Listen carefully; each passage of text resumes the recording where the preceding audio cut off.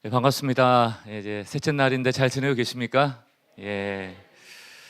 어, 이제 어제와 그제 이제 하나님의 사랑에 대한 얘기를 좀 했고요. 영혼의 닻이라는 어떤 주제로 풀어 설명하자면 늘 흔들리지 않기 위해서 우리가 붙잡고 살아가야 되는 것들이 있는데 하나님의 사랑이다. 이게 그냥 주제가 굉장히 중요합니다. 그러니까 여러분들이 하나님을 떠올릴 때마다 가장 먼저 하나님의 사랑이 떠오르지 않는다면 우리는 하나님을 오해하는 것이다. 이런 거 잘 생각하고 계시면 좋을 것 같고, 또 자꾸 이제 제가 여러분들한테 강조하는 게 이제 뭐 신앙의 선배기도 하고 인생의 선배기도 하니까 열심히 사는 것도 매우 중요한데, 저는 정말 하나님 만나면 인생이 바뀐다라고 믿는 사람이거든요.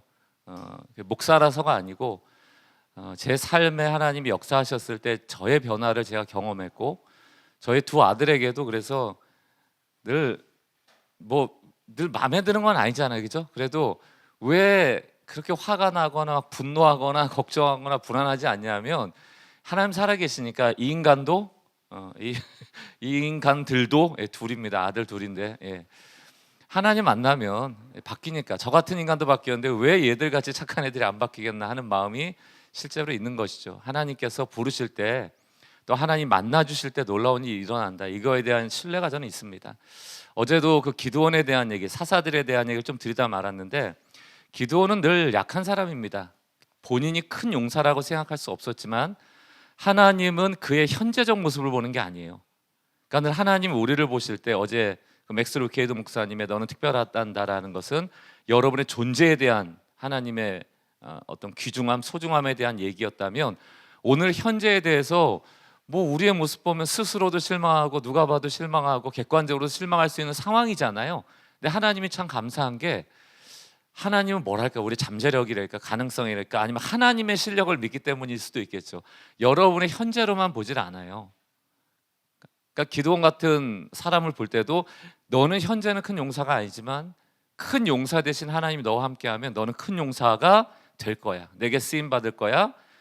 성령께서 너를 옷 입듯이 입으시면 너라는 장갑이라는 존재는 이 손에 의해서 잘 쓰여지게 될 거야. 이런 메시지가 있다는 얘기입니다. 그런데 이것과 이제 반대되는 얘기를 어제 하려다가 좀 못했는데, 이제 기드온이 큰 대승을 거두고 많은 사람들이 이제 당신이 우리의 왕이 돼 주십시오 할 때 겸손한 척인지, 그때는 겸손했는데 마음이 바뀐 건지, 어쨌든 나는 왕이 될 자격이 없다, 여호와만을 섬기자, 이렇게 얘기를 했다가 무려 자녀를 70명을 둡니다. 한 명이 아내한테 날 수 있는 아이는 아니겠죠. 당연히 아내를 많이 두었다는 거고요. 또 세겜 땅에는 첩을 둬서 그 첩으로부터 나온 아들이 아비멜렉, 너의 아버지는 왕이다, 이제 이름으로 지었으니까, 이제 기드온 스스로는 나는 왕이 아니야라고 했지만 간접적으로 아들의 이름을 통해서 나는 왕이야라고 선언을 한 거죠. 여러분, 하나님께서는 인간 왕을 허락하시질 않죠. 왜냐하면 하나님이 왕이시니까. 왜 왕을 요구하느냐에 대해서 하나님은 늘 기뻐하시는 분은 아닙니다. 그런데 만약에 인간 왕이 만들어진다면 왕에게 경고했던 게 세 가지거든요. 하나가 마병 많이 두지 마라, 말 두지 마라, 너희의 군사력과 힘을 의지하지 말라고요. 은근 많이 두지 마, 너의 재력을 의지하지 말고. 또 하나가 아내를 많이 두지 말라는 거예요. 왜 왕이 되면 자꾸 아내를 두죠? 그게 막 육욕이 넘쳐서라기보다는 외교 관계인 겁니다.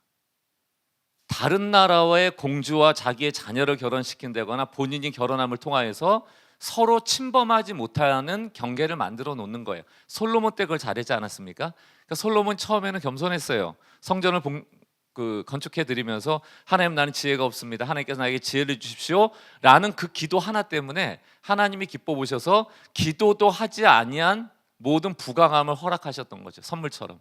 솔로몬이 잘나서 솔로몬이 기도해서 얻은 축복이 아닙니다. 지혜를 구한 덕분에 나머지는 거저 얻은 거거든요. 근데 그 말년으로 가면 갈수록 하나님이 하지 말라는 짓을 다 해요. 마병 많이 두고, 은금 많이 가지고, 아내 많이 두고. 그러니까 아내가 해외로부터 솔로몬 왕과 결혼할 때 여자만 오는 게 아니에요. 그 여자가 섬겼던 그 나라의 우상을 가지고 그대로 들어옵니다. 그러니까 아내의 숫자만큼 우상의 숫자가 생기는 거죠. 그러니까 기드온도 다르지 않아요. 70명의 자녀를 낳았다는 것은 본인은 왕이 아니라고 얘기했지만 왕과 같이 살았다. 그리고 많은 사람에게 내가 왕은 안 될 건데 근데 너희한테 부탁 하나 있어. 너 이제 전쟁에 대승해가지고 거의 탈춤을 많이 얻었잖아. 그중에 금 귀고리만 좀 모아서 나 주면 안 돼? 이랬다고요. 그러니까 금을 엄청 많이 모았어요. 사람들이 궁금하잖아요. 저 인간이 저거 가지고 얼마나 착복할까 이렇게 막 경계심을 가지고 봤는데 기드온이 자기가 돈을 착복한 게 아니야. 에봇이라는 걸 만듭니다. 에봇이라는 건 제사장이 하나님의 뜻을 분별할 때 입었던 제사장의 옷이거든요. 그러니까 사람들이 얼마나 와, 나는 기드온이 자기 걸 착복할 줄 알았는데 뭘 했어요? 하나님의 뜻을 구하는 에봇을 만든 거예요. 근데 하나님이 원하시는 모습대로 만들질 않습니다. 그리고 결국 그 에봇을 만든 지역에 많은 사람들이 찾아와서 에봇을 섬겨버려요. 하나님이 아니고 에봇을 우상처럼 섬긴다고요. 그렇게 하나님께서 기뻐하시지 않는 모습으로 변질되기 시작합니다. 그렇게 왕처럼 살았던 기드온 밑에 누가 있었다? 아비멜렉. 아들이 하나 있었는데 왕자처럼 자랐을 거 아니에요. 기드온이 왕이니까. 그러니까 본인이 왕자니까 그래? 그럼 내가 이제 왕이 돼봐야겠다 하고 원래 기드온 집에 있는 70명의 형제를 다 죽여버립니다. 왜냐하면 이 아비멜렉은 세겜 땅의 첩으로부터 난 아들이니까 본인은 힘이 없잖아요. 그러니까 이 세겜 땅 자기의 외갓집의 힘을 빌려서 기드온 아버지 집에 있는 형제들 70명을 다 죽이고 본인이 왕이 되겠다고 그래요. 근데 그때 한 형제 막내가 살아남았는데 그게 요담이라는 형제인데 이 요담이 아비멜렉을 향한 경고를 날리죠. 그게 이제 비유로 들려진 건데 오늘 우리에게 중요한 얘기입니다. 이렇게 비유의 이야기를 줍니다. 아비멜렉을 비꼬는 내용이에요. 나무들이 숲에 나무들이 있는데 하루는 감람나무, 그게 오늘날로 치면 올리브 나무입니다. 올리브 나무한테 찾아가서 야, 너가 우리 이 나무의 왕이 되줘 이렇게 부탁을 합니다. 그때 감람나무가 뭐라고 얘기하냐면 아니 나는 왕 안 될 건데 하나님과 사람을 영화롭게 하는 기름을 내는 것이 내 일인데 어찌 그 일을 하지 않고 나무들 사이에서 우쭐대겠느냐 이렇게 얘기를 합니다. 그랬더니 나무들이 이번엔 무화과 나무한테 가요. 그러니까 무화과 나무도 나는 왕이 안 될 거야. 그러면서 아니 하나님께서 나에게 나라고 한 아주 단 열매, 아름다운 열매를 내가 맺어야지 왜 나무들 사이에 가서 내가 우쭐대겠어? 라고 거절합니다. 그랬더니 이번 포도나무한테 갑니다. 그러니까 포도나무도 나는 왕이 안 될 거야. 나는 하나님과 사람을 위하여 새로운 포도주를 만들어서 그 역할로 내가 부름받았는데 내가 왜 나무들 사이에 가서 우쭐대? 라고 했더니 이번에 나무들이 누구한테 가는가 하면 가시나무에게 갑니다. 그 가시나무가 아비멜렉이죠. 근데 가시나무가 뭐라고 그래? 잘 찾아왔어. 역시 너 사람 볼 줄 아는구나. 너 나를 왕으로 안 삼으면 다 불살라 버릴 거야. 이렇게 협박을 해요. 근데 협박할 때 되게 재밌는 얘기를 하나 합니다. 가시나무인 이 아비멜렉을 상징으로 하는 가시나무가 뭐라고 하냐면 너가 만약에 너희 나무들이 나를 왕으로 삼으면 너희가 내 그늘에와 쉬게 될 거야 이렇게 얘기를 해요. 가시나무가 무슨 그늘이 있어요? 뭔 얘기인지 아시겠어요? 우리의 그늘은 하나님밖에 없는데 자꾸 사람 의지하면 사람이 가시나무가 돼서 우리가 곁에 가기만 하면 어때요? 찔러, 아파. 우리의 유일한 그늘은 예수 그리스도시죠. 십자가 그늘밖에 없어요. 십자가는 우리를 찌르는 나무가 아니고 스스로 찔려 우리를 구원한 나무잖아요. 굉장히 중요한 얘기입니다. 그러니까 여러분들이 성경을 볼 때, 특히 구약 성경을 볼 때는 무슨 생각을 갖고 보셔야 되냐면 인물들 보면서 다윗이 위대하네, 내가 다윗을 닮아야지. 모세가 참 이런 일을 위대했네, 모세를 닮아야지. 그런 교훈이 아닙니다. 성경은 복음이라는 렌즈를 가지고 구약을 봐야 하고 복음이라는 렌즈로 신약을 봐야 하는데 이 모든 성경은 오직 예수를 향하여 있고 예수께서 우리를 향하신 구원의 사역에 대한 메시지예요. 그렇다면 이 구약 성경은 항상 오픈 엔딩, 열린 결말이라는 걸 항상 염두에 두셔야 돼요. 오픈 엔딩이라는 게 뭐예요? 끝났다 안 끝났다? 안 끝났다는 얘기예요. 사사시대 사사가 이스라엘 구원했다 못했다? 못했다는 얘기예요. 열왕기 상하, 역대기 상하, 왕정시대 모든 이스라엘과 북이스라엘과 남유다의 왕들이 이스라엘 구원해내지 못했다. 오픈 엔딩이에요. 선지자들이 이스라엘을 구원해내지 못했다. 에스라가 느헤미야가 구원해내지 못했다. 오픈 엔딩이에요. 그럼 너희가 불완전한 사사를 보면서 불완전한 선지자를 보면서 불완전한 왕을 보면서 누구를 기다려라? 더 나은 왕, 더 나은 사사, 더 나은 선지자, 더 나은 제사장이 되시는 예수 그리스도 바라보라는 거예요. 그게 성경의 메시지입니다. 그러니까 성경은 교훈책이 아닙니다. 좋은 사람 되라고 읽는 게 아니에요. 그러니까 팀켈러 목사님 복음에 대해서 그래서 복음은 충고가 아니고 이미 우리에게 이루어진 소식입니다. 이렇게 해석을 했죠. 그러니까 오늘 충고 들을 온가 있는 나쁜 놈, 너 똑바로 살 거야? 착하게 살 거야? 이제 예수 믿으니까 착하게 살아야 돼? 그거는 매우 지엽적인 메시지예요. 너에겐 구원자가 필요해. 너 스스로가 구원자가 아니, 너한테는 주인이 있어. 그 주인을 따라 살아야 돼. 이게 메시지입니다. 누가 주인 되세요? 하나님께서. 또 예수 그리스도가 우리의 주인 되시는 것이죠. 이게 오늘 여러분의 찬양의 선포 아닙니까? 그러니까 여러분들이 이 살아가실 때 좀 나무를 닮아야 된다, 또 꽃을 닮아야 된다, 이런 얘기 들어보셨어요? 꽃은 싸우지 않아. 꽃은 싸우지 않아요. 꽃은 싸울래도 싸울 수가 없어. 뿌리 박혀 있기 때문에 옆에 꽃이 아무리 이뻐도 가서 때릴 수도 없고요. 나무가 막 옆에 나무가 멋지다고 그래갖고 막 스스로 해할 수도 없고요. 뭐 부럽다고 해서 따라할 수도 없어요. 여러분, 감람나무가 왕이 돼가지고 올리브나무가 포도나무더러, 야, 너 이제부터 포도나무 열매 맺지 말고 포도 열매 맺지 말고 너 올리브 열매 맺어서 기름 짜, 그럼 돼요? 안 되죠. 만약에 무화과 나무가 왕이 된 다음에 감람나무한테 넌 단열매를 내, 그럼 올리브나무가 단열매를 낼 수가 있어요? 못하죠.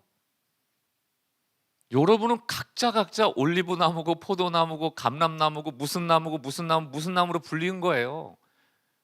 이 꽃은 가장 아름다운 꽃입니다. 그 나무는 가장 아름다운 나무인 것이지, 저 옆에 나무는 노란색인데 나는 빨간색이지, 저는 옆에는 알록달록한 그 잎사귀에 어찌 보면 모양이 있는데 나는 왜 그냥 하얀색, 이럴 필요가 없다는 얘기예요. 그러니까 루터가 어느 날, 종교학자 루터 말입니다. 아마 면도를 하러, 이발을 하러 갔나 봐. 이발할 때 이제 남자들은 머리도 깎지만 면도도 하고 하는데, 제 생각에는 아마 그 이발사가 면도하는 중에 질문을 한 것 같아. 면도할 때 질문하면 얼마나 위험해요? 그잖아요. 근데 이 사람이 너무 신앙적인 질문을 한 거예요. 이 이발사가, 루터 선생님, 저도 루터 당신처럼 좀 경건한 삶을 살고 싶고 정말 하나님의 기쁨 되고 싶고 성직자의 삶을 살고 싶은데 저는 고작 지금 이발이나 하고 면도나 하고 있다고 얘기를 하니까 이 루터가 이런 얘기를 합니다. 이발사 양반, 면도할 때는 하나님에 대해서 묵상하지 말라고. 뭐 해라? 면도나 잘해. 면도 잘해요. 이발하고 면도할 때는 하나님에 대하여 묵상하지 마십시오. 이게 무슨 얘기예요? 우리가 자꾸 우리의 삶에 각자 영역, 지금 학생들이잖아요. 그럼 학생 공부하는 게 성직이라니까요. 여러분이 예를 들어 돈을 벌기 위해서 알바를 한다고 합시다. 이거 내가 진짜 흑수저야, 부모 잘 만나갖고 내가 이렇게 고생, 그게 아니고 그 모든 삶의 하나하나 여러분의 삶의 터전이 성직이라니까요. 우리는 우리의 삶을 따로 생각해요. 그리고 교회의 사역을 따로 생각해요. 그래서 선교를 또 따로 생각해요. 그래서 삶도 살아야 되고 교회 가서 사역도 해야 되고 때로는 해외 나가 선교도 해야 된대요. 그러니까 복잡해지는 거예요, 삶이. 여러분의 삶이 사역이라는 생각을 안 해보세요? 공부를 하는 게? 그게 선교라는 생각 안 해보십니까? 하나님이 그 일을 통해 영광 받으시는 거거든요. 여러분들 왜 공부를 열심히 하고 잘해야 합니까? 엄마한테 칭찬받고 장학금 받고 나의 만족을 위해서가 아니고, 그게 여러분의 직분이에요. 잡이에요. 그럼 그걸 안 하면서 하나님께 무슨 영광을 돌립니까? 그럼 여러분 가시나무 되는 거죠. 감람나무인데 왜 나무들 사이에 가서 우쭐댈 일을 자꾸 하냐고요. 하지 말라는 얘기예요. 여러분이 지금 귀하다. 여러분이 있는 그 자리가 귀하다. 여러분들이 하고 있는 공부가 귀하다. 여러분들이 하고 있는 알바가 귀하다. 여러분들이 꿈꾸고 있는 꿈이 귀하다. 모든 것이 사역이고 선교로 연결되어질 겁니다. 따로따로 있는 게 아니라고요. 그러므로 항상 여러분들 삶 가운데 하나님이 붙잡아 주시면 되는 거예요. 포도나무 부러워하지 말고, 감람나무 부러워하지 말고, 자꾸 무화과나무 부러워하지 마세요. 그거 부러워하잖아요. 그럼 그것들 통치하는 가시나무 되게 된다니까요. 남들 찌르는 인간이 된다니까요. 하나님 기뻐하시지 않는다니까요. 늘 스스로 선 아비멜렉 같은 자는 하나님께 반드시 보응의 대가를 받습니다. 아비멜렉은 무너지거든요. 못 섭니다. 스스로 일어난 자는 절대로 못 서요. 제가 어제 그제도 얘기했는지 모르겠지만 여러분이 늘 불안하다면 안전한 인생을 꿈꿀 거 아닙니까? 비법을 알려드릴게요. 가장 안전한 인생은 겸손한 인생이다. 겸손하다는 것은 제자리에 있는 거예요. 가장 불안한 인생은 누굽니까? 교만한 인생입니다. 스스로 선 자들 반드시 무너뜨리시거든. 하나님 교만한 자를 내버려 두지 않아요.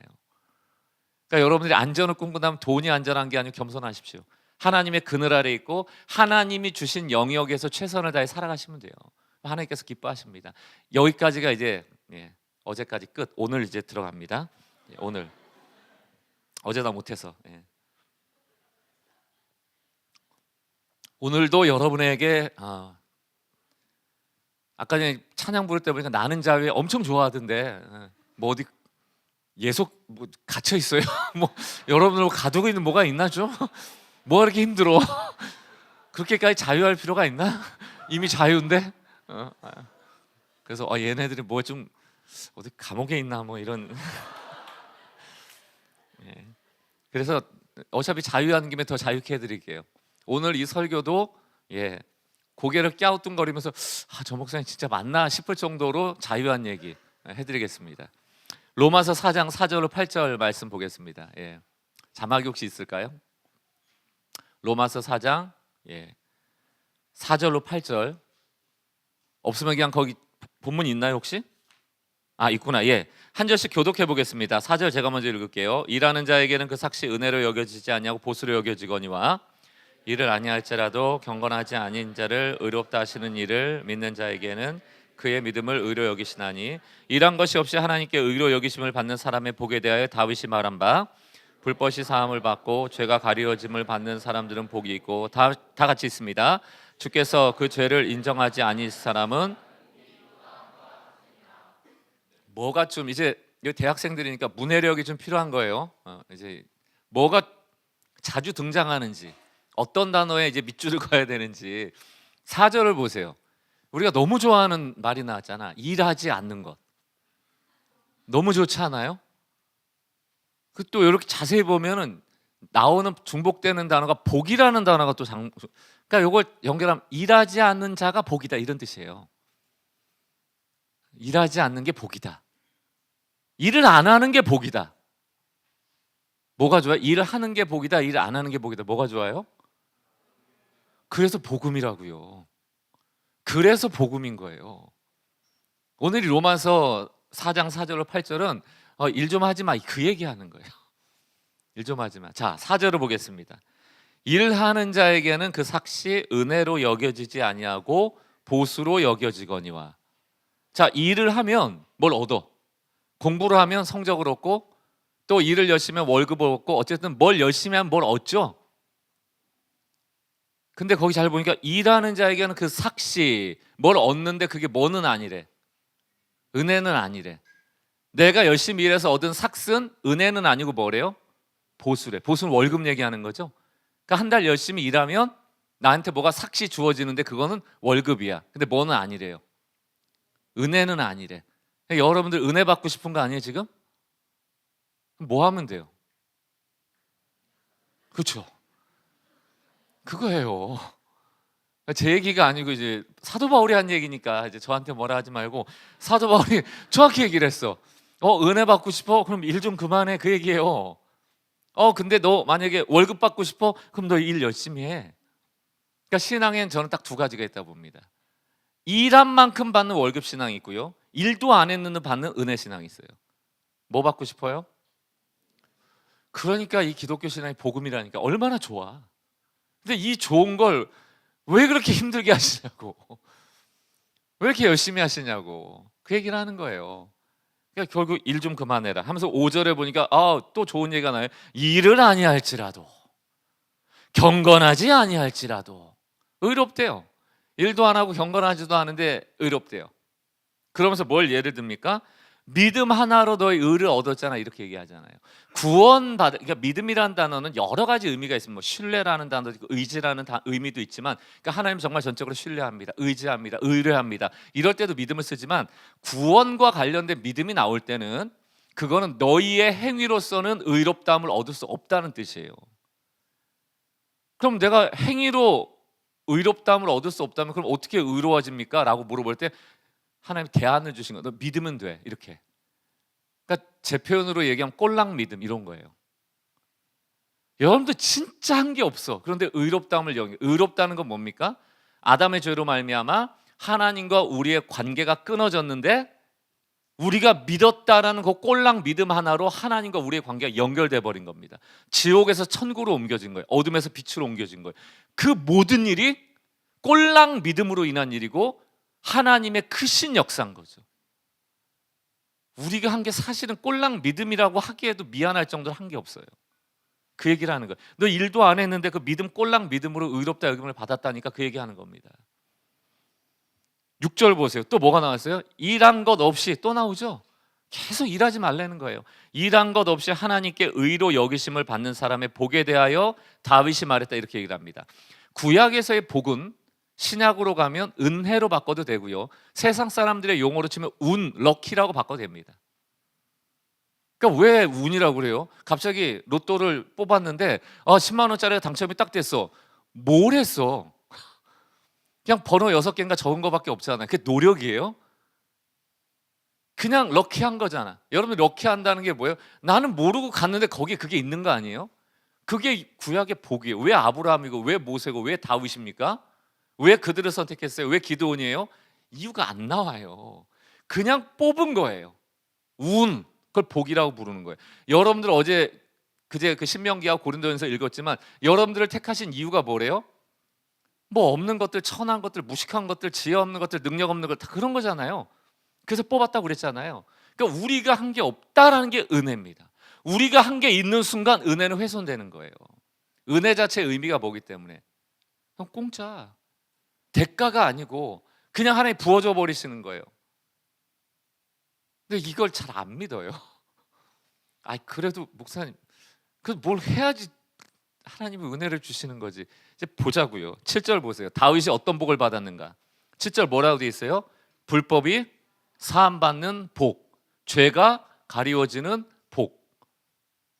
이것도 문해력이 필요합니다. 그럼 복 받으려면 뭐가 있어야 되는 거예요?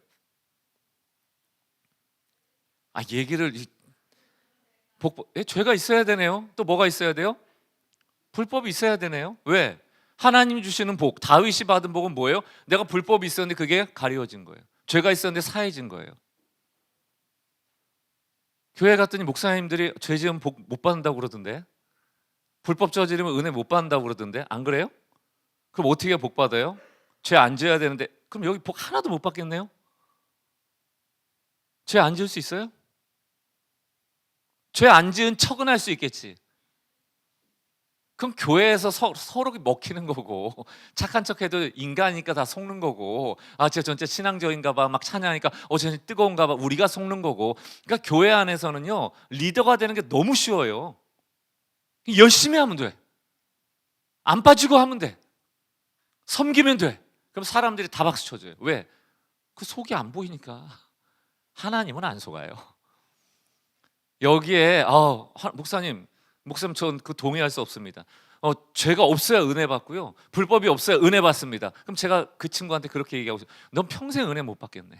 넌 평생 복 못 받겠네. 너 죄 안 져? 짓긴 짓지만 회개합니다. 이러겠지. 회개한다면 안 져? 그럼 넌 잠도 안 자고 회개만 하고 있어야 될 걸, 은혜 받으려면?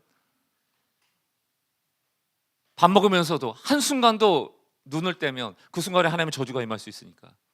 그럼 그게 바로 뭡니까? 병이죠, 병. 정신병이 되는 거죠. 그 무슨 병이라 이렇게 꽂혀가지고. 그래요. 어쨌든 그래요. 요즘은 이 나이가 이게 단어가 안 떠올라. 어쨌든 여기 보니까 불법이 있는데 그거를 사함을 받는 게 복이란 얘기예요. 죄가 있었는데 그게 가리움을 받는 게 복이래요. 그럼 질문 드려볼게요. 불법이 있는데 사해 주질 않아 하나님이. 그 복을, 죄를 가려주지 않아. 그럼 어떻게 되는 겁니까? 우리 심판 받는 거죠. 그러니까 교회는 이 신앙, 기독교 신앙이라는 것은 착하게 살자, 이게 모토가 아닙니다. 그러려면 불교도 있고 유교도 있고 천도교도 있고 모든 종교가 인과응보, 착하게 살아야지 복 받는다고 그러지 죄질하는 종교가 어디 있습니까? 그러나 기독교가 다른 이유가 뭡니까? 그들은 죄를 해결하지 못해요.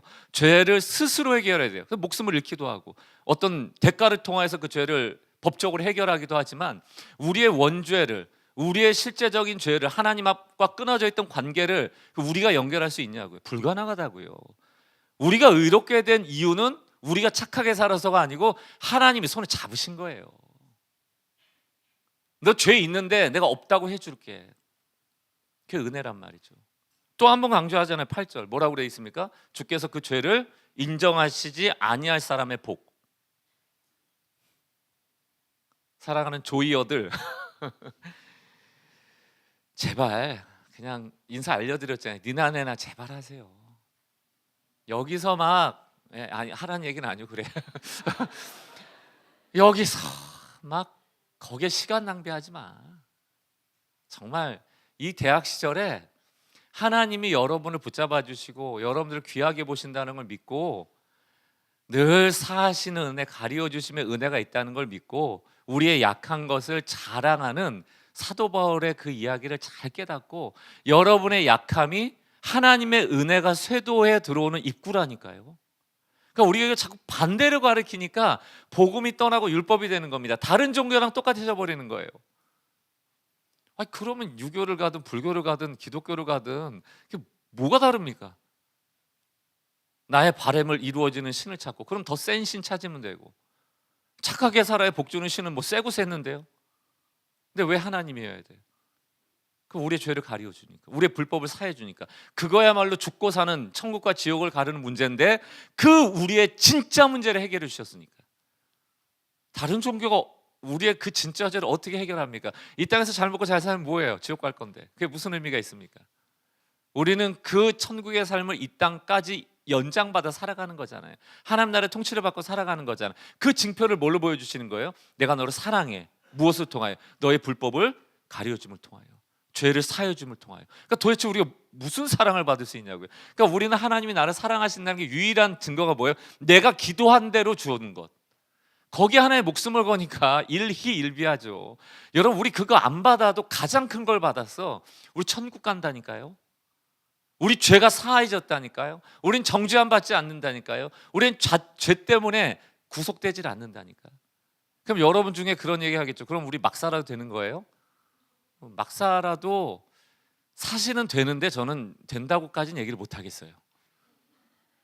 제가 어느 날 저희 교회 그 성도님이 등록을 하셔가지고 신방을 갔는데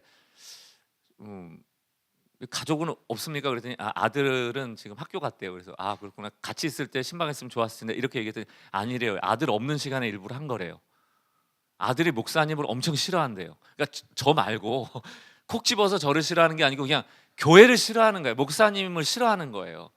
그래서 걔가 이제 저한테 또 무슨 해코지를 할까봐 좀 저를 보호하는 차원에서 그 시간에 이제 안 부르는 거예요. 그래서 너무 고맙다. 나도 안 맞아주고 싶다 이제. 그래서 근데 신방하는데 한 30분인데 아들이 나타난 거예요. 띵동하고.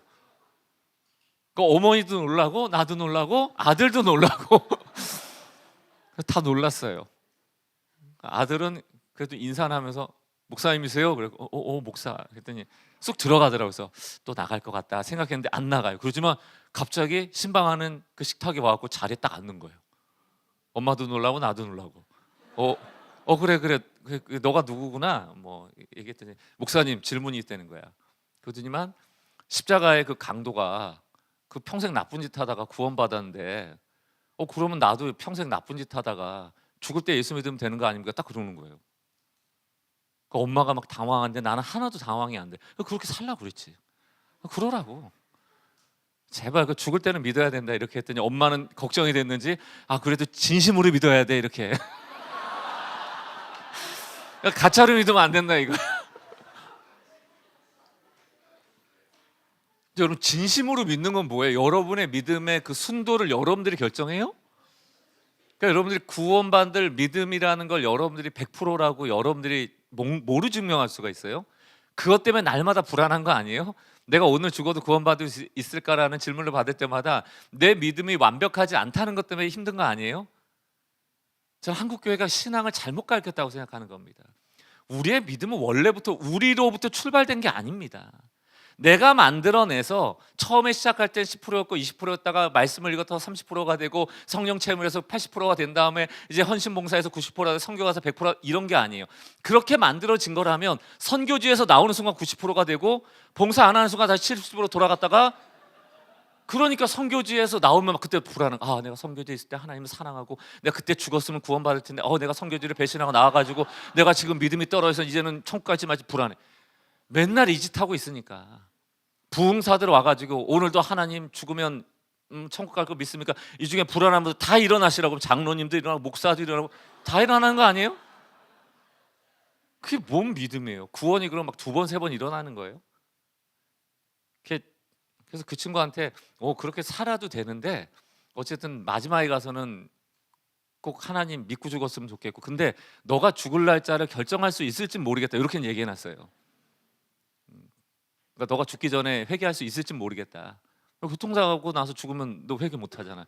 그 친구하고 있다가 목사님은 다른 목사님 대답하고 좀 다르시네요 그러더니만, 얘가 이제 유학생이라 이제 조금 있으면 해외를 가야 되는 상황이었어요.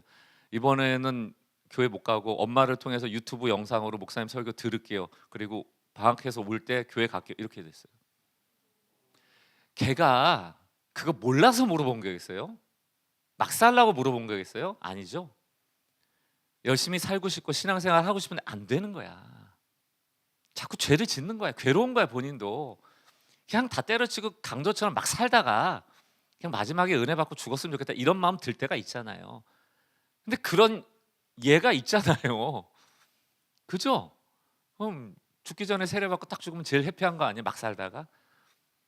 그러니까 저 같은 목사, 은혜를 강조하는 목사한테는 뭐 장로님이고 때로는 어떤 성도님을 찾아와서, 목사님 그래도 우리 자녀들한테는 똑바로 살라고 꼭 막 세게 좀 얘기해 달라고, 왜냐하면 애들이 은혜만 생각하고 막 살까 봐 걱정된다고. 너나 잘해. 애들 걱정하지 말고. 애들이 뭐 애야? 그거 물어볼 때 막 살라고 물어봐? 그런 애가 어딨어. 그죠? 요한 1서에 가보면 요한이 90세까지 제일 오래 살았던 사사입니다. 요한계시록도 쓰고. 에베소 교회에 문제가 있었나 봐요. 에베소 교회를 섬기고 있었는데, 그랬을 때 에베소 교회를 향하여 쓴 편지가 요한 1서란 말이죠. 2, 3서도 마찬가지고 짧게 이제 써 있는 글인데, 거기 보면 재밌는 얘기가 나옵니다. 이렇게 얘기를 해요. 에베소 교회 성도들이요, 죄 짓지 마십시오, 이렇게 얘기를 해요. 하나님 기뻐하시지 않는 거니까. 여기서 딱 끝냈으면 죄 짓지 말자 이럴 텐데, 그 바로 뒤에다가 그런데 죄 지어도 괜찮아요, 우리를 화목케 하는 중재자 예수 그리스도가 있습니다, 이렇게 얘기한다니까요. 무슨 얘기 같아요, 여러분? 죄 짓지 마십시오. 그런데 죄를 지으면 괜찮아요. 중보자가 계시니까, 예수가 계시니까. 저는 이 말을 보면서 이렇게 정리했습니다. 안심하라. 이 복이 우리에게 있으니 안심하라. 안심하고 죄와 피 흘리기까지 싸우라는 얘기예요. 안심하고 막 살라는 얘기가 아니고, 안심하고 예수를 마음에 품고 넘어져도 또 일어나 싸우라는 얘기입니다. 이제 난 구원받았으니까 막 살자, 이런 구원파고, 이건 죄와 싸워 나가야 돼요. 그래서 존 스토트 목사님이 했던 문장, 여러분들이 꼭 기억했으면 좋겠습니다. 이게 교리적으로 여러분들의 생각을 좀 정리해 줄 수 있는 교리거든요. 이런 겁니다. 율법은 우리를 그리스도께로, 그리스도는 다시 우리를 율법으로. 율법이 폐해지는 게 아니에요. 하나님의 법이, 하나님의 성품과 정신인 율법에 갇혀 있는 하나님을 사랑하고 이웃을 사랑하고 원수까지 사랑하는 이 법은 끊어지는 게 아니에요. 왜냐하면 하나님이 사랑이시기 때문에. 근데 이 율법의 정신이 왜곡돼 버렸죠. 바리새인을 통하여서. 그러니까 율법의 기능은 지키라는 데 있지는 않아요. 왜냐하면 하나님 못 지킬 걸 알았기 때문에 출애굽기 20장 10계명을 진 이후에 제사법 주시잖아요. 지키는 데 목적이 있지 않고, 사도 바울의 재해석을 통해서 보면 율법은 죄를 깨닫게 하려 함이라. 이전에는 죄인 줄 몰라.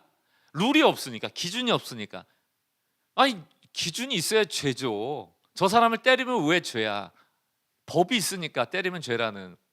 법이 없을 때는 때려서 힘센 사람이 그 사람이 소유를 가져도 문제가 안 돼. 왜? 힘이 그게 선한 거야. 그럼 때려도 되는 거죠. 뺏어도 되는 거죠. 근데 때리면 안 돼, 이게 법이야, 이건 죄야라고 규정되는 순간 죄가 되는 거죠. 그러니까 여러분, 신앙생활 잘하면 잘할수록 죄가 늘어난다니까요. 줄어드는 게 아니에요.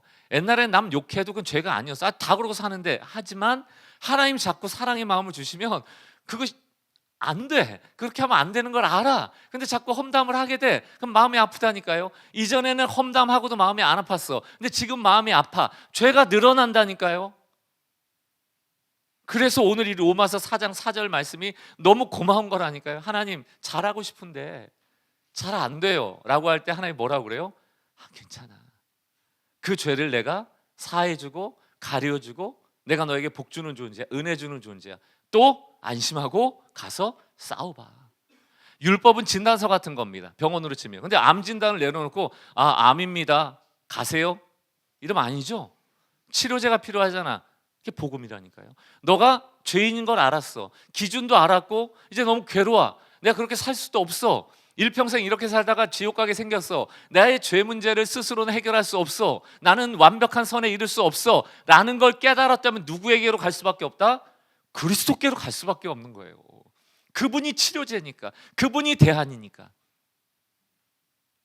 이게 율법과 복음의 관계입니다. 그러면 예수님이 오이 잘 왔어. 너 이제 죄 져도 괜찮으니까 막 살고 와. 그래요? 아니죠. 다시 우리를 어디로 보낸다? 율법으로. 팔복이나 산상수훈에 뭐라고 되어 있습니까? 바리새인들이 막 우리의 법은 이거예라고 할 때마다 선지자들한테 너가 그렇게 들었을지 몰라도 이제부턴 그거 아니야.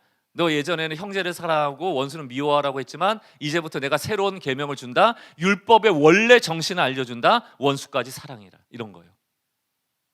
두 가지예요. 율법은 하나님 더 사랑하고 이웃 사랑하고. 그 이웃의 범위가 어디까지 있다? 원수까지 있다. 그 원수는 어디 있을까?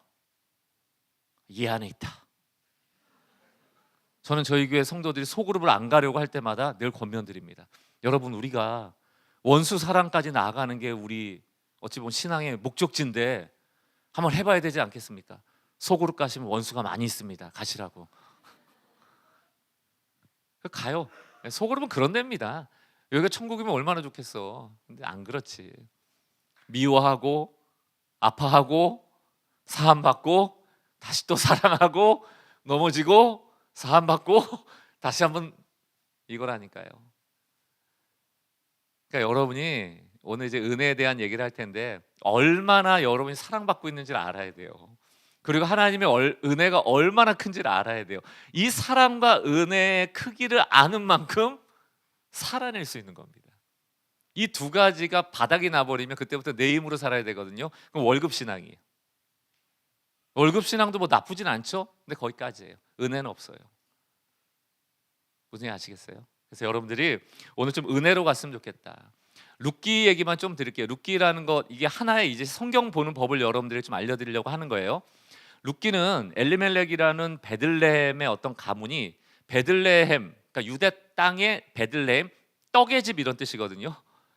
떡의 집인데 빵이 있어야 되는, 양식이 있어야 되는데 흉년이 든 거야. 그러니까 빵이 없어요. 베들레헴 답지를 못해. 그러니까 엘리멜렉 집이 모압 땅으로 이사를 가버립니다. 잘한 거예요, 나쁜 거예요?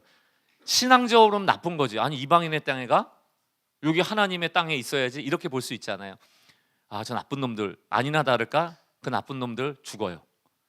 엘리멜렉도 죽고 아들 2명 다 죽고, 모압 땅 가가지고 이 두 아들 결혼했는데 아들이 죽어버려. 엘리멜렉 아빠도 죽어버려. 그러니까 남은 게 누구냐 하면 엘리멜렉의 아내인 나오미, 그 두 아들의 며느리인 오르바하고 룻, 이렇게 셋이 남아요. 못 살죠? 이제 망했다. 그러니까 그냥 그지라고 보면 돼. 그럼 이제 우리의 관점에서 이렇게 보면, 유대인의 관점에서 이렇게 보면, 야, 아무리 흉년이라고 너 모압 땅으로 가? 이 쌤통이다. 이럴 수 있잖아요. 하나님 벌 주셨다 생각할 수 있잖아요. 근데 이 사람들이 돌아와요. 베들레헴에 흉년이 들었다는, 그러니까 풍년이 들었다는 소식을 듣고 돌아옵니다. 첫째 며느리 오르바는 안 돌아오고 시어머니 나오미하고 둘째 며느리 룻이 돌아온 거예요. 그 집꼴로 온 거예요. 사람들이 보면서 뭐 손가락질 했을 수도 있겠죠. 야, 고향 땅 떠나지 꼴 좋다 이럴 수 있잖아요. 게다가 집도 없어, 땅도 없어, 먹고 살 수가 없어요. 완전히 그지가 된 거야. 자, 그러면 여러분, 우리의 상식적인 수준에서 룻기를 이렇게 볼 수 있잖아요. 근데 이 룻기 4장을 다 마치고 나면 이 모든 이야기의 중심에는 룻과 나오미가 있고, 이 그지꼴로 온 룻과 나오미가 그 베들레헴에 있던 그 어떤 사람보다 은혜를 받아서 큰 복을 누렸다, 그거거든요. 그럼 도대체 이 그지가 어떻게 복을 받았을까? 이게 우린 궁금한 거야. 성경 볼 때마다 복 받는 법, 룻과 같은 그지가 복 받는 법. 그럼 나 같은 그지 인생이 어떻게 하면 복 받을까? 나는 어떻게 이 상황에서 벗어나? 이렇게 보니까 원리를 자꾸 찾죠. 기도에 응답받는 원리, 복 받는 원리. 아니, 복 다 써 있는데 뭔 원리가 있어요? 복이랑 은혜는 여러분들 원리 찾아서 받는 게 아니라니까요. 그냥 주는 거라니까요. 그냥 원리를 찾으려니까 룻기에서 막 안 찾아지지. 왜? 없으니까. 룻기에는 룻과 나오미가 복 받은 이유가 나와 있질 않아요. 오히려 룻기의 주제는 이런 겁니다. 그짓골을 해가지고 베들레헴에 왔는데 먹을 게 없어. 그런데 나오미 시어머니는 우울증 걸렸어요. 난 이렇게 있다 그냥 죽을란다, 굶어 죽을란다 이거고, 며느리니까 모압 여인 룻은 이방 땅에서 고향 버리고 온 거란 말이지. 어머니 따라가지고 어디 가서 이삭이라도 주어야겠다라는 마음으로 밭으로 들어가서 떨어진 이삭을 줍는데 거기에 매우 중요한 단어가 나옵니다. 우연히 들어갔는데 보아스 밭에 우연 나오고요. 보아스라는 재력가의 밭에 들어갔는데 원래 보아스는 도시에 들어가 있어야 되는데 마침 그날 밭에 나와요. 그리고 룻을 보아스가 먼저 알아봐. 룻은 모압 여인이니까 이 동네 친척 있는 거 모르죠. 근데 보아스가 룻을 알아봐요. 그럼 룻기의 주제가 뭐냐? 마침과 우연이에요. 세상 말로 표현하면 뭐다? 운. 좀 구약적 용어로 바꾸면 복, 신약적 용어로 바꾸면 은혜. 그럼 도대체 룻과 나오미가 어떻게 그렇게 복을 받았을까? 이유가 없다. 하나님 주신 거다. 어느 정도 복을 받아요? 보아스가 누구의 할아버지입니까? 이삭, 그 다윗의 할아버지예요. 다윗 가문이 나온다니까요. 다윗 가문이 어떤 가문입니까? 예수 가문이죠. 마태복음 예수의 족보에 룻이 등장한다니까요. 왜요? 모르지. 모르지. 그분이 부르시고 택하시고 은혜를 주시는 건데 우리가 뭘 거기다 대답을 합니까? 여러분, 성경을 이 은혜의 관점으로 보셔야 됩니다. 항상 은혜가 앞서갑니다. 여러분 인생에 한번 따라 합시다. 은혜가 항상 앞선다. 여러분이 은혜 만들어내는 거 아니에요. 하나님 여기 안 계셨다가 야, 나 오늘 은혜 줄 생각 없어, 여기 오늘 조이어들한테 난 관심 있고 난 좀 잘난다 하고 있는데 여러분들이 갑자기 막 찬양하다서 야, 하나님을 깨우자 하고 막 찬양으로 깨웠어. 주여 하고 막 깨웠더니 하나님 얘네들 오늘 좀 열심히 하네. 가서 은혜 한번 줘볼까 이런 거예요. 그렇게 지니의 요술램프 같이 우리가 열심히 문지르면 나오는 신처럼 여기면 은혜 메이커 주체가 누가 되는 거예요? 우리가 되는 거죠. 그러니까 맨날 그런 거야. 야, 우리 열심히 해야지 은혜 받지, 기도해야 은혜 받지, 성경 봐야 은혜 받지. 다 누가 주체입니까? 은혜의 주체가. 내가 뭘 했는가에 따라 은혜가 온다는 얘기 아니에요? 성경 어디 그런 얘기가 있습니까? 내일 이제 기도에 대한 얘기도 하겠지만 기도도 내가 이런 거 달라 해서 기도받은 내용이 별로 없어요. 하나님 복으로 은혜를 주신 거 받는 거지. 은혜의 진짜 원리는 뭔지 아십니까? 내일 또 강조하겠지만 이런 거예요. 하나님이 여러분 인생에 단 한 가지의 선택권을 준다고 칩시다. 지금 제일 큰 문제 있죠, 여러분한테. 그거 딸랑 얘기할 거 아니에요, 그죠? 뭐 예를 들어서 뭐 돈이 최고야, 하나님 한 300억 주세요, 뭐 이런 거. 적어? 대학생은 300억이 뭔지도 모르지. 그러니까 이 크기가 뭔지도 아마 감이 안 올 겁니다. 아마 백지수표 줘봐야 여기 보면 한 3억 쓰면 많이 쓴 걸 거야. 하나님이 나에게 한 가지 선택권을 준다면 우리는 그걸 3억, 이걸 기도라고 생각하잖아요. 근데 뭐라고 합니까? 나는 기꺼이 그 선택권을 다시 하나님께 돌려드릴 것이다. 이게 기도입니다. 하나님께서 나에게 한 가지 선택권을 줄게, 뭐 원하니라고 할 때 저는 하나님이 원하는 거 원할게요. 이게 기도예요. 왜? 하나님이 나를 나보다 더 잘 아시고 나에게 가장 좋은 것을 아시며 나에게 가장 좋은 것을 주시기 때문이죠. 영적 전쟁은 이 싸움이에요. 내일도 이 싸움 한번 붙여드릴게요. 우리 안에 이게 안 되는 거죠. 내 원함이 하나님을 통하여 이루어지는 것과 나를 통하여 하나님의 뜻이 이루어지는 것, 이 두 개가 헷갈리는 거예요. 이거 정리되고 나면 신앙이 훨씬 수월해집니다. 하나님 사랑이야. 이거 잊어버리면 안 돼. 이게 첫 번째야. 두 번째는 뭡니까? 하나님 은혜로 와. 너희를 그냥 이끌어 주는 거야. 원리가 없어. 그냥 하나님의 사랑과 은혜가 우리를 이끌어가는 거. 그 얘기가 다 성경 얘기예요. 예를 들어서 십계명 한번 보십시오. 십계명 출애굽기 20장 1절 2절. 하나님이 이 모든 말씀으로 말씀하여 이르시되 2절 나는 너를 애굽 땅 종되었던 집에서 인도하여 낸 내 하나님 여호와라. 3절부터 십계명이 시작됩니다. 십계명을 먼저 주고 이거 지키면 너희를 구원할 게가 아니에요. 일단 애굽부터 출애굽 구원한 이후에 십계명을 주십니다. 이게 모든 복음의 원리예요. 하나님은 앞서가지 않고 여러분을 보내질 않아요. 우리 순종하기를 겁내하잖아요. 혹시 막 기도하다가 왜 음성을 잘 안 들어요? 아니까. 우리는 안다고요. 하나님 무슨 얘기 할지. 예를 들어 주님 제가 너무 미워요. 어떻게 할까요? 이 기도 잘 안 해. 왜 안 해? 용서해. 들리거든. 안 물어보지. 그냥 미워하는 게 좋은 거야. 기도만 하는 게 제가 너무 미워하고 음성은 안 들어. 하나님이 뭘 할 거 다 안단 말이지. 여러분 하나님이 우리의 삶을 늘 앞서가시고 하나님의 뜻대로 우리를 부르시는데 우리가 고집 부리면 자꾸 딴 길로 갈 수밖에 없다. 돕는 손이라는 그림을 혹시 제가 좀 부탁을 드렸는데 에밀 라뉴의 그림 한번 보여주세요. 믿음 얘기를 좀 해드리려고 하는데 혹시 없으면 감사합니다. 저게 에밀 라뉴라는 화가가 그렸대요. 프랑스 화가인데 저 누군지 모릅니다. 그냥 돕는 손인데 저 남자가 누군지도 모르고 저 여자가 누군지도 모르겠지만 상상력을 발휘해서 할아버지겠죠. 그리고 저 뭐 손녀딸 도시에서 왔어. 할아버지는 어부고 손녀딸은 도시에서 왔어. 할아버지는 딱 보니까 한 4, 50년 노만 저었던 분 같아요. 내 손녀딸이 왔다고 배 태워준 거죠. 손녀도 노에 손을 얹고 있습니다. 배가 가겠지. 그럼 저 애가 벌써 철딱선이 없어 보이죠. 그럼 제가 무슨 소리 하겠어 할아버지한테. 할아버지 내가 배를 움직이고 있어. 내가 노를 젓고 있어. 그럼 할아버지가 너 미쳤냐? 어디 네가 저 손대 내가 대는 막 이렇게 화내요. 안 그러겠지. 그럼 뭐라고 그러겠어요? 우쭈쭈쭈쭈 할 거 아니에요. 어이구 내 소녀 내서 네가 뭔다 하면서 사실 노는 누가 젓고 있어? 할아버지 젓고 있는 거죠. 이게 기쁜 거죠. 애가 너무 좋아하니까. 여러분 저 손녀가 배에 노에다 손 얹어 놓은 거 저게 믿음이에요. 아시겠어요? 여러분의 믿음이라는 게 저의 믿음이라는 게 하나님이 우리의 삶을 운행해 가심에 있어서 노에 손 얹어준 거예요. 저게 믿음이라고요. 한국교회 망하는 이유가 믿음 자랑하다 망한 겁니다. 용왕 권사님들, 용하다는 목사님들, 내가 믿습니다가 막 기적을 일으키고 막 교회를 세우고 막 다른 사람한테 가면 안 나는데 나한테 오면 낫고.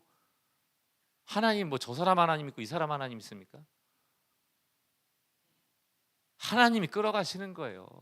칼빈 같은 사람은 구원 같은 얘기할 때 그 믿음의 1%도 우리한테 안 주고 싶어 했습니다. 오직 은혜로. 근데 성경이 뭐라고 되어 있어요?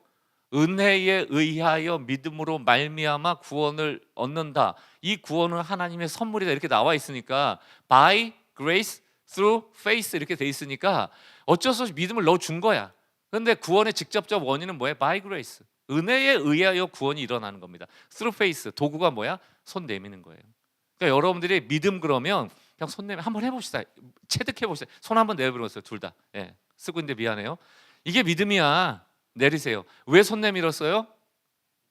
이게 아무것도 없는데 손 내밀고 있으면 바보지. 왜 내밀어? 왜 내미는 거예요? 은혜가 있으니까 받으라고요.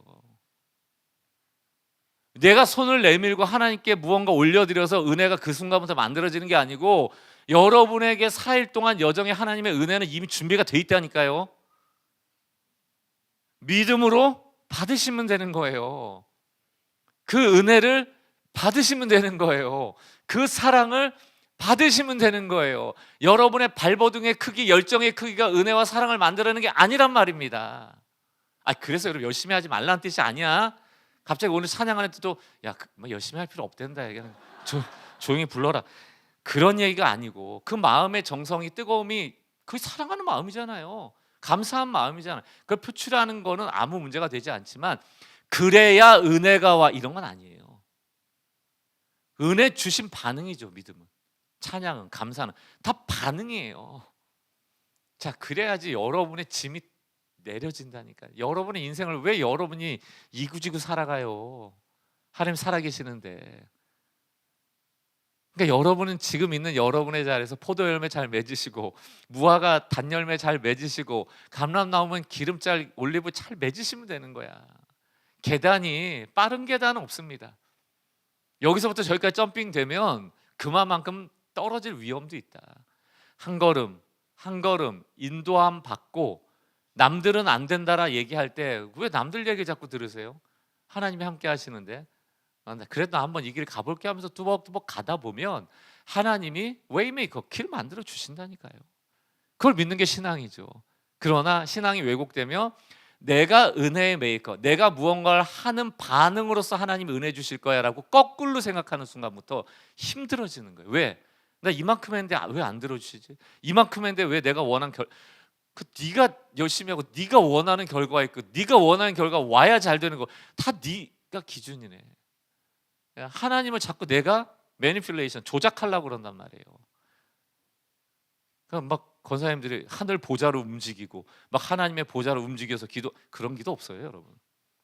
하늘 보좌로 움직여 가지고 여러분 뜻대로 하나님이 뭘 하시나 없다고 보시면 됩니다. 그냥 딱 답을 알려드릴게요. 없어요.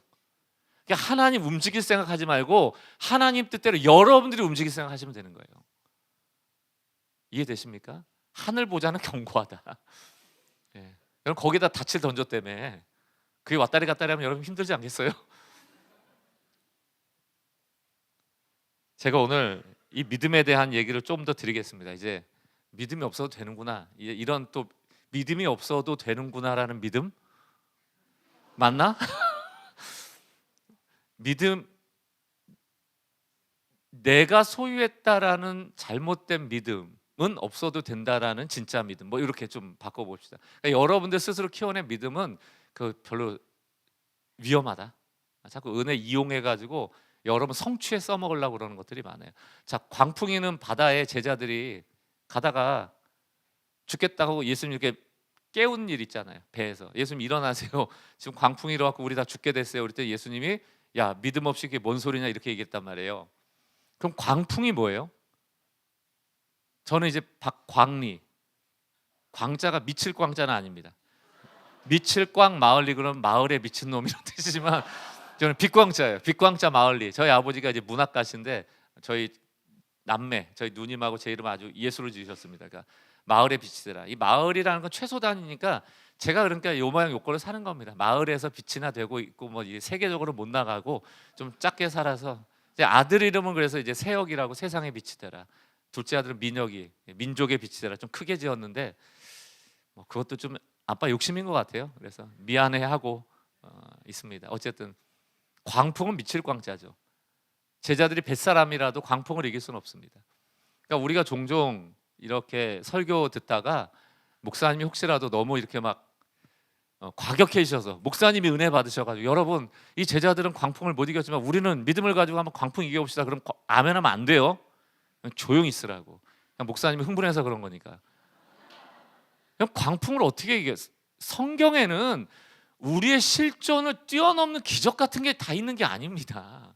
우리가 무슨 영웅이 되고 막 슈퍼맨이 돼가지고 뭐 광풍도 보통 사람들은 죽는데 나만 살아 이런 거 아니에요. 여러분들 인천 앞바다 가가지고 태풍 부는 날 이제 금방 장마도 지고 태풍 오고 그러는데 막 방파제 앞에 서가지고 박광리 목사님이 광풍을 이길 수 있다고 그래서 막 서가지고 덤비고 그러면 다음날 신문에 나고 그러는 거예요. 김모 학생 실종 막 이래가지고 됩니까? 여러분들 광풍이 일어날 때 바닷가에 가보신 적 있으세요? 전 제주도에 한 번 갇혀봤습니다. 원래는 태풍이 나가기로 했는데 3일 동안 안 나가고 머물렀던 적이 있어요. 그 숙소도 다 다시 정하고 막 좀 난리쳤던 적이 진짜 무섭습니다. 그러니까 방문 차문이 안 열릴 정도로, 그러니까 안 열려요. 바람 때문에 뭐 야단하면 다 뽑혀 나가고요. 그런데 바다 앞에 서 있어요. 지금 바다에 배가 있는데 그 배를 컨트롤할 수 있어요? 전혀 안 되죠. 그러니까 죽는 게 맞는 거야. 죽는 거야. 근데 예수님이 뭐라고 얘기를 했어요? 믿음이 작은 자들아 왜 죽는다고 말하느냐. 그러니까 우리는 그걸 쏠깃 듣고 아, 믿음이 있으면 광풍을 이기겠구나 이렇게 적용을 하는 거죠. 근데 예수님의 얘기는 뭡니까? 니네들끼리 있으면 죽지. 예수에 대한 믿음 내가 있잖아. 그리고 그 광풍을 누가 잠재우세요? 예수님 잠재우시죠? 잠재운 다음에 풍랑이는 바다가 잔잔해지고 나서 제자들 집합, 딱 집합시킨 다음에 자, 난간에 선다. 바다로 뛰어내린다. 너희는 자격이 없어. 믿음이 없어. 다 죽어. 예수님 그러셨어요? 자, 이제 질문에 답을 한번 해보세요. 광풍을 누가 잠재웠어요? 예수님이. 제자들 살았어요? 죽었어요? 제자들 믿음이 있었어요? 없었어요? 믿음 없어도 되네요. 간단하죠? 그러니까 여러분 광풍 만나면 두려워해도 돼요. 예수님이 살리신다니까요. 아니 그 십자가가 그렇잖아요. 여러분 죄인 때 살렸잖아요. 아니 왜 십자가는 자꾸 믿고 이런 건 안 믿지? 아 십자가에서 여러분 죄인인데 다 살려줬잖아요. 광풍 있는데 믿음 없는 정도야 당연히 살려주죠. 골리앗과 다윗 얘기도 좀 해드릴까요? 다윗이 골리앗 이겼습니다. 골리앗은 이길 수 있는 장수예요? 이길 수 없는 장수예요? 없죠. 근데 우린 그런 생각을 하죠. 이스라엘 백성 믿음이 없어서 그래. 믿음이 있으면 이길 수 있어. 나는 믿음을 가지고 골리앗을 이길 거야. 그 메시지가 아니에요. 이건 여러분들 그러니까 또 목사님이 흥분해가지고 여러분 세상 사람들은 골리앗 못 이기고 여러분들은 골리앗 이기시기 바랍니다만 아멘하지 말라고. 그 얘기가 아니니까. 이 얘기는 어떤 얘기입니까? 복음으로 해석을 하면 다윗만큼은 하나님의 전쟁이라는 걸 믿었죠. 하나님과 함께 나가서 싸워 이겼죠. 이긴 건 이긴 건데 그 싸움의 승자가 누군지를 봐야 돼요. 다윗이 내가 이겼다 선포했습니까? 그 싸움은 1대1 맞짱이잖아요. 민족 대 민족 대 싸움을 골리앗과 대표 선수, 블레셋 대표 선수, 이스라엘 대표 선수 나오라고 그러는데 아무도 안 나온 거 아니야? 근데 누가 나왔어? 소년 다윗이 물맷도 5개 가지고 나온 거 아니에요? 그래서 다윗이 이겨버렸어. 그러면 그 승리는 다윗의 승리입니까? 이스라엘의 승리입니까? 이스라엘 승리지. 이상하지 않아요? 이스라엘 싸웠어요? 안 싸웠어요? 안 싸웠는데 이겼네요. 십자가. 우리 안 달렸는데 구원을 받았네요. 우리 죄가 여전히 있는데 다 구원 받았네요. 죄랑 안 싸우는데 다 구원 받았는데요. 여러분 죄랑 싸우셨어요? 죄인가 죄인 줄 알았어요? 예수님이 구원자인 줄 알았어요? 아무도 몰랐는데 찾아오셨네요. 구원해버리셨네요. 은혜라니까요. 왜 갑자기 은혜를 받은 다음에 믿음으로 나가냐고요. 은혜로 시작했으면 은혜로 사시라고요. 꼴랑 그 믿음, 여러분의 믿음이라는 게 그게 뭐라고 왜 자꾸 그걸 믿어요?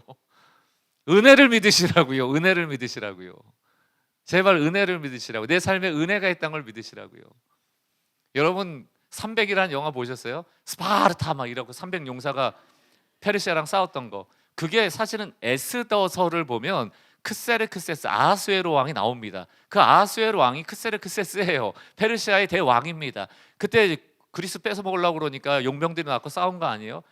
또 그 스파르타랑 그 페르시아랑 싸웠던 전쟁 중에 유명한 전쟁이 마라톤 전쟁 잘 아시잖아요. 그리스가 이긴 다음에 42.195km를 뛰어와가지고 전령이 그리스 시민들을 향해서 우리가 이겼다 외쳤잖아요. 그게 이제 마라톤의 역사 아닙니까?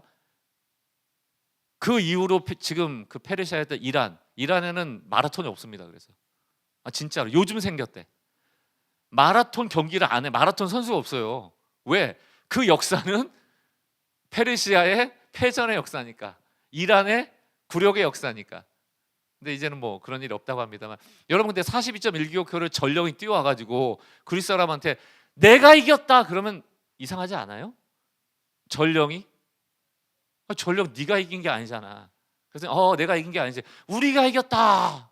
근데 그것도 이상하지 않아요? 이 동네 사람도 안 싸웠잖아요. 42.195km 뒤에서 싸운 거 아니에요? 저들의 승리 아닙니까? 왜 저들의 승리가 그리스라는 나라의 승리가 됩니까? 이게 복음이라니까요. 그래서 내가 이겼다 유앙겔리온 복음이에요. 기쁜 소식이다 그 얘기예요.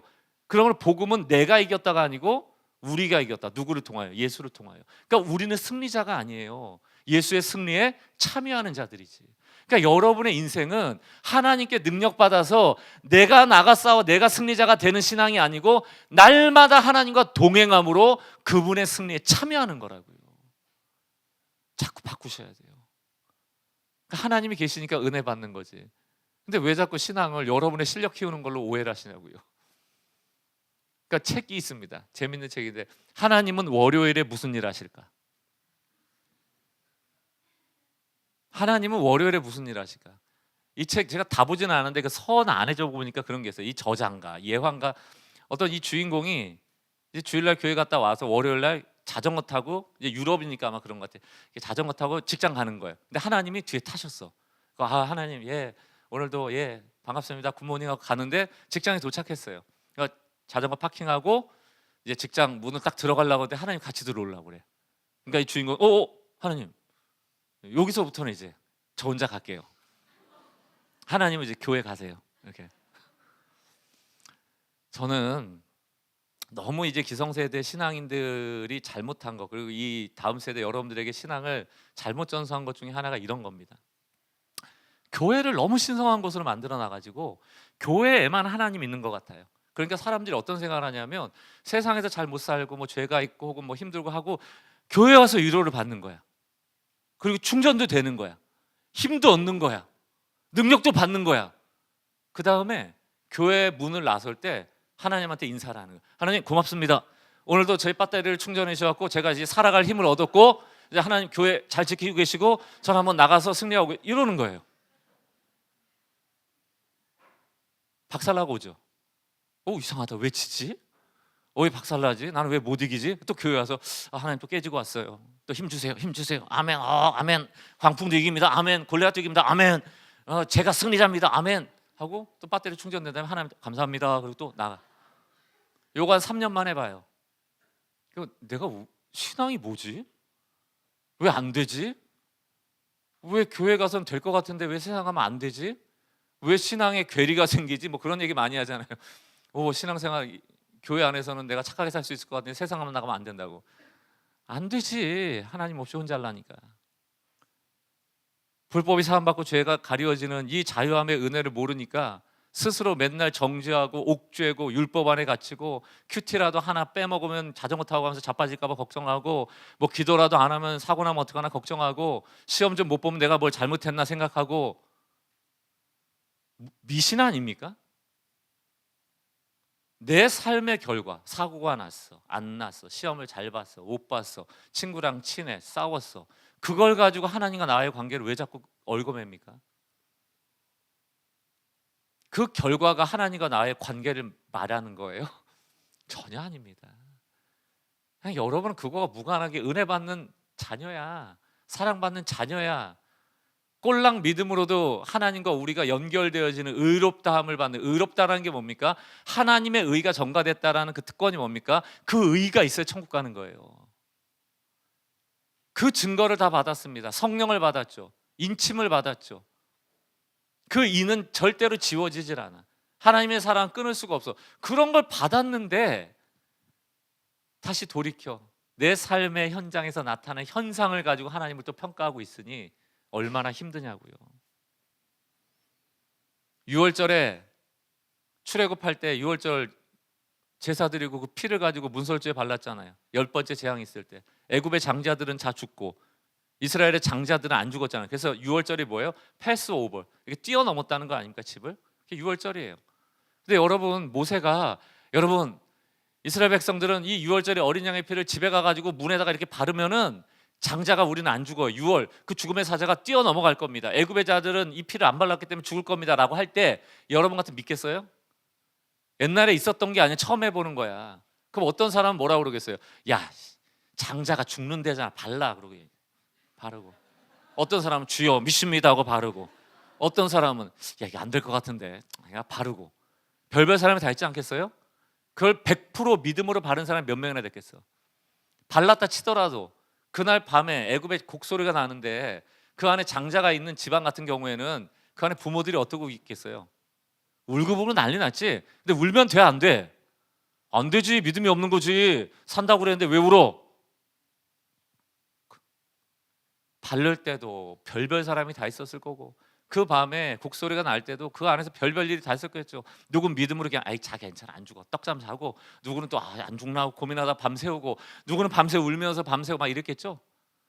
근데 죽음의 사자가 갑자기 유대인들의 문설주에 피를 발랐는데 그 안에서 막 우는 소리가 나니까 인간들 혹시 믿음이 없나 하고 똑똑똑 문 들어가요? 그 왜 안 들어가? 피 있잖아.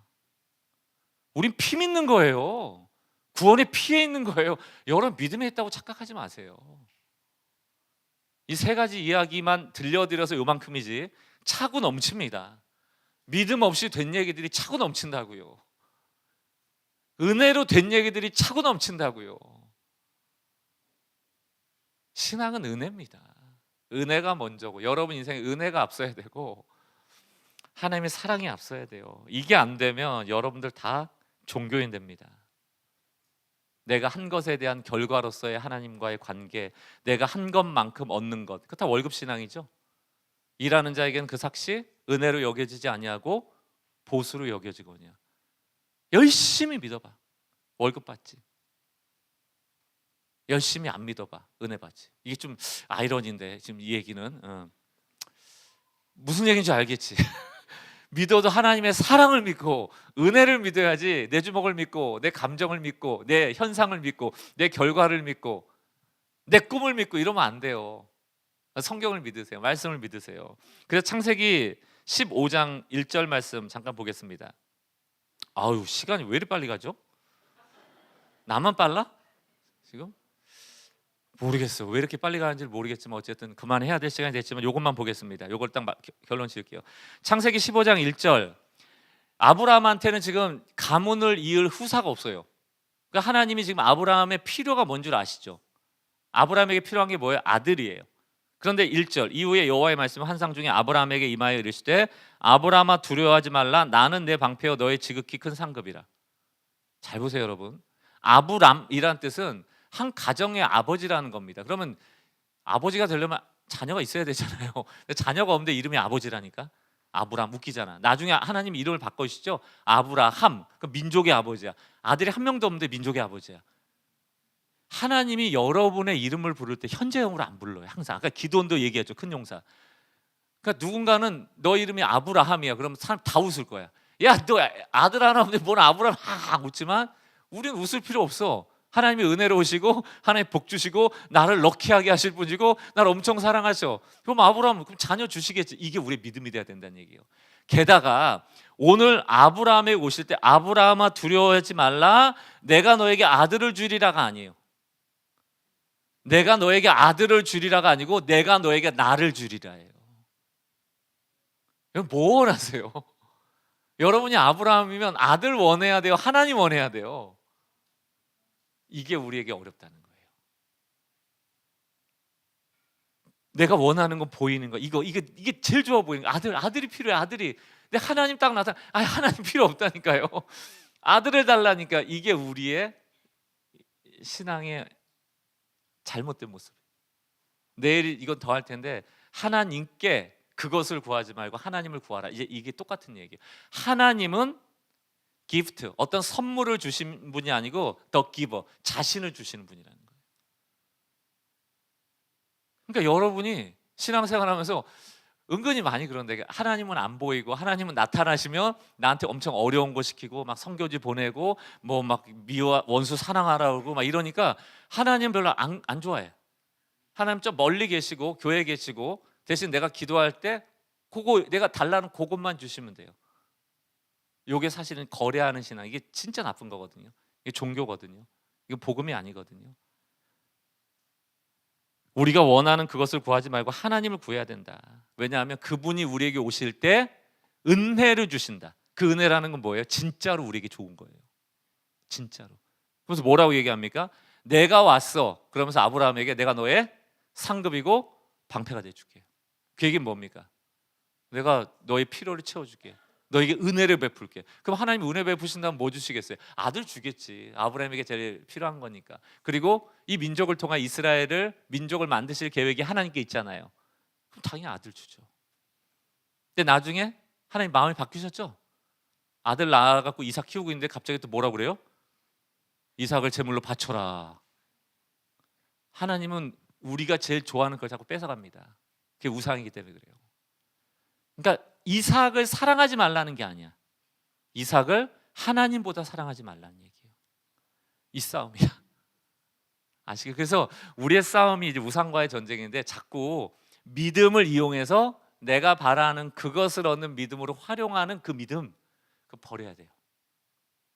우리의 믿음은 하나님이 나를 사랑하신다는 믿음, 나에게 은혜 베푸신다는 믿음, 나에게 죄를 사하신다는 믿음, 용서하신다는 믿음, 돌이키신다는 믿음, 나에게 가장 좋은 것 주신다는 믿음. 그래서 은혜라는 건 하나님이 주고 싶은 때에 하나님이 주고 싶은 것을 하나님이 주고 싶은 사람에게 주는 거예요. 여러분이 원하는 것을 여러분이 원하는 때에 여러분이 원하는, 어쨌든 그걸 주는 게 아니고 그래서 오늘 여기까지 하면서 저는 이 청년의 때 여러분 마음에 이렇게 신앙이 좀 정리가 돼서요, 좀 안 흔들렸으면 좋겠어요. 여러분의 좁다란 믿음 의지하다가 안 흔들렸으면 좋겠어요. 하나님의 사랑에 닻을 내리고 하나님의 은혜에 복에 닻을 내려야만 어떤 상황에서 여러분들 담대해질 수 있습니다. 그러니까 오늘 죽어도 천국 가는 겁니다. 왜? 저는 은혜를 믿기 때문에. 근데 여러분의 감정의 믿음, 내 측정되어지는 믿음만 본다면 우리는 단 한순간도 자신 있게 천국을 얘기할 수 없거든요. 그러니까 신앙생활은 여러분 책임지는 게 아니에요. 그건 종교입니다. 복음은 하나님이 너희를 책임지실게, 그 얘기예요. 오늘도 이 믿음 가지고 좀 사랑의 닻으로, 은혜의 닻으로 견고한 우리 조이어들 되시길 주의 이름으로 축원합니다.